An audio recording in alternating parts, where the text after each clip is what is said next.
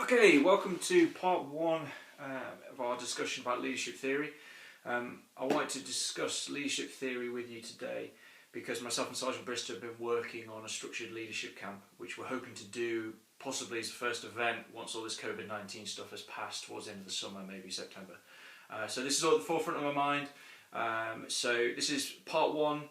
In part one of this video we'll discuss why we want to maybe look at leadership theory and discuss it. And also look for maybe some form of a definition before we go into it. Then in part two, I'll take a really quick whiz through leadership theories that are out there to provide some sort of foundation for which the leadership camp will be based on. Okay, this isn't a lecture, this is a discussion. This is just a vehicle to put across some of the things that I've been thinking about. Feel free to reply, whether you want to post underneath the video or you want to do your own video in reply, that's great. Or you want to start a Zoom chat or whatever, let me know. Okay, this is just the start of a discussion. To that end, why study leadership theory at all? So I've thrown a few ideas together, both pro and con, as to why we should study leadership theory. I'm not an expert, but this is an area that's interested me for quite a long time, and as military practitioners, leadership theory is never too far away from our business. In terms of four then, I think the biggest motivator for studying leadership theory, in my opinion, is the fact that we're obsessed with it. As humans, as human animal, we are obsessed with leadership in one way or another.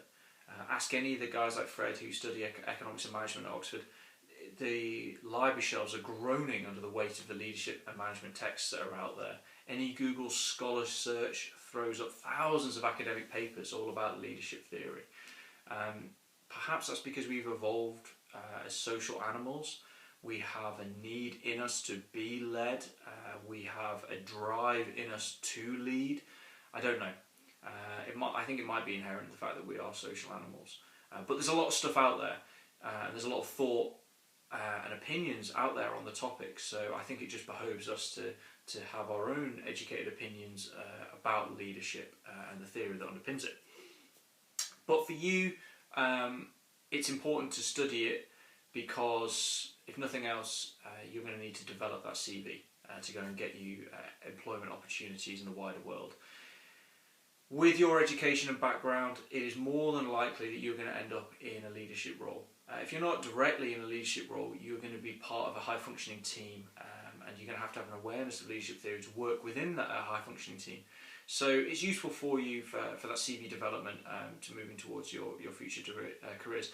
And the nature of the sort of people you are, the fact that you've signed up to Oxford University Air Squadron, that you give your time to us to better yourself, you're the sort of people who will want to make a difference. If you're the sort of people who want to make a difference, to do that, often you're going to have to be in a leadership role. So it's good for us to discuss these issues, to come up with our own ideas, and to practice them, to get some experience in leadership. We'll talk about experience in a little bit. We have developed some ideas about leadership within the military, but it's for a very bespoke form of leadership. The sort of environment and the problems that the military environment will give you are very specific. There's a high element of risk and danger. There needs to be a lot of clarity, a lot of precision in what we do. That is not the sort of environment that most people will work in for leadership. So some of the ways that you will be trained at Cranwell, places like initial officer training in leadership, are applicable to the military environment, and they have wider application as well in the world of business. However, it's not for everyone. The very nature of what we do and the theory that underpins it is specific to the military environment. We will teach you what we know, and it may be useful to you, but do not take it as gospel. There are different ways to lead and different theories that underpin it, which I'll cover later. But take from us what you can and from the experience of people like Sergeant Brister. But what we say is not gospel on this topic. However, you have seen recently with COVID-19 how this time of uncertainty and of rapid change has increased our reliance upon leadership. The role of people like Boris Johnson and Donald Trump has exponentially expanded people look to leadership in times of change and uncertainty. That's why it's a useful theory to study. But some people might put up arguments against that and say that we are a little bit obsessed with the area, not in a good way, and perhaps there are reasons that we shouldn't be so focused on leadership. Google did an interesting study called Project Aristotle a couple of years ago, and they were looking at how to optimize the efficacy of teams.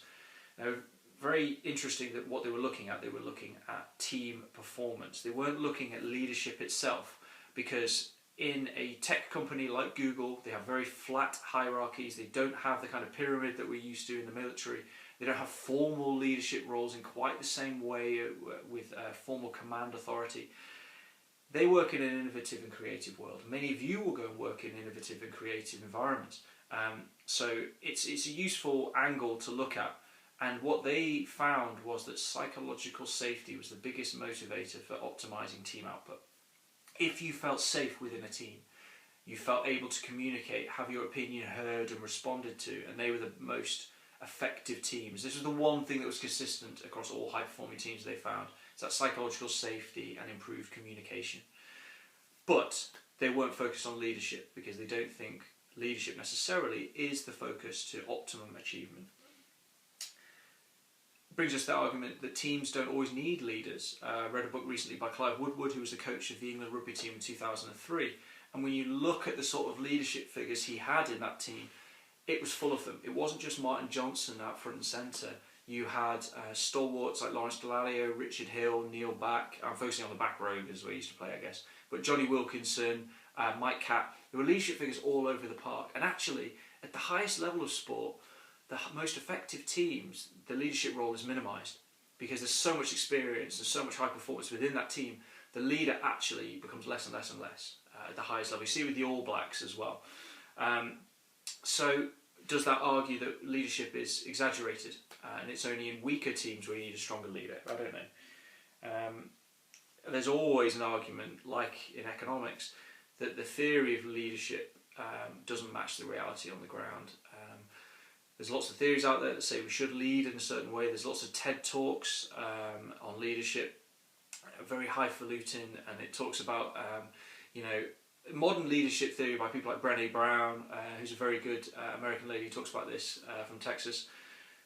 You've got to be vulnerable, you've got to expose yourself, you've got to show a lot of empathy with your team to be a good leader, a lot of emotional intelligence, and all this stuff sounds great.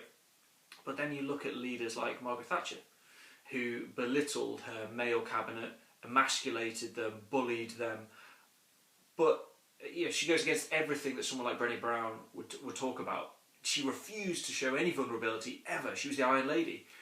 Yet she is still one of the greatest leaders that we've ever had in this country, whether you agree with her politics or not. So sometimes the reality doesn't always match the theory. So some people would say that was an argument against learning leadership theory at all. Other people would say, as we'll get to when we discuss leadership theory in the next video, they would say you can't teach it anyway. What's the point? There's no point learning about it. You're either a leader or you're not. You can't teach it and you can't fake it, because it's got to be authentic. So there's no point wasting your time learning about leadership theory. Those who are leaders will get to the top regardless of what they've learned. And maybe there is an argument for that. There's also an argument that a lot of our obsession with leadership is down to revisionist history. We are storytelling creatures, grew up around the campfire telling stories. We like a good narrative, we like a simple narrative. So often big achievements are down to leadership. So Alexander the Great and the Macedonian armies and the empire that he achieved are down to the greatest display of heroic and charismatic leadership ever in Alexander. But maybe that's an oversimplification. Maybe there were many more complex factors, as there undoubtedly were, and we, looking backwards, have just oversimplified it to give ourselves a narrative. So perhaps that's an argument against leadership, and that's why we're obsessed with it, because it makes a nice story, and that's all it is.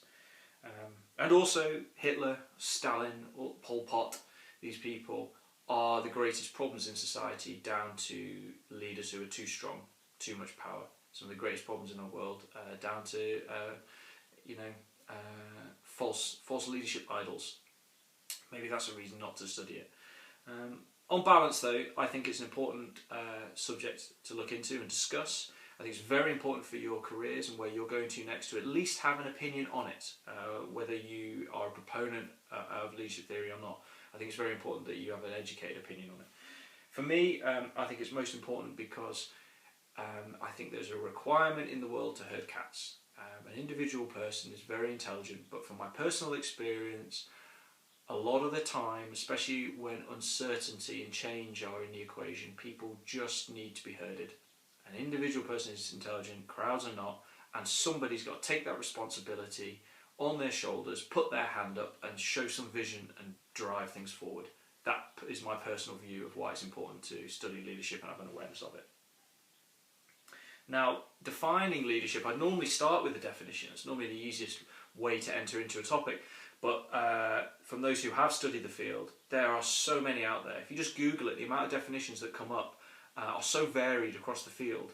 So definition is actually quite hard to come up with. We will come back to it in the next video. We'll circle back and try and come up with a working definition, but it's not easy. You need to get a bit of groundwork in there first. But what we can do is we can talk about what we have seen, what our experience is. Now, you're quite early in your employment, your professional careers, but you've still seen good leaders and bad leaders, and that's a place to start with. We've all seen examples of what leadership is. We've seen good leadership in the workplace, in sport teams, in weekend jobs. We've all seen it. We've seen examples of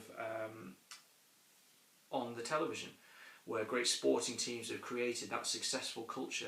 Coaches like Brailsford, how he's managed it with the cycling team, Team GB, and that whole culture of marginal gains and everything he achieved there. We see examples of it time and time out. We've also seen examples of what leadership isn't. We've all seen bad leaders out there, whether it's on The Apprentice, Dragon's Den, things like this, or in personal experience, we've all seen it. There's just a few examples that I've picked and put on the screen behind me. But I heard an analogy the other day I quite liked that. We've all heard the analogy that what the difference between porn and art, you can't describe it, you just know it when you see it. And I do wonder whether leadership is the same. You may not know exactly how to define good leadership or bad leadership, but you know what it is when you see it. So you know when you've had a boss who you have found inspirational, who you have felt engaging and motivated by. You've seen that and you feel that. You also know when you've had a bad boss who made you feel like you didn't want to come to work and you didn't want to work for them and you almost want to dig your heels in and not make things work. Your experience is relevant in this, and if the theory doesn't tie to your direct experience, how much value is it? So I think definitions are hard to get to, but it's got to start with our observations. The observations that you have are entirely valid, and the more experience you gain, the more observations you'll have. So that's our aim. When we get into this leadership camp with myself and Sergeant Bristow, we're going to put you in leadership situations, and you're going to lead, and you're going to be led, and the more you do that, the more of these observations you'll gain, and this is how you develop as a leader. You pick what is good and you work with it.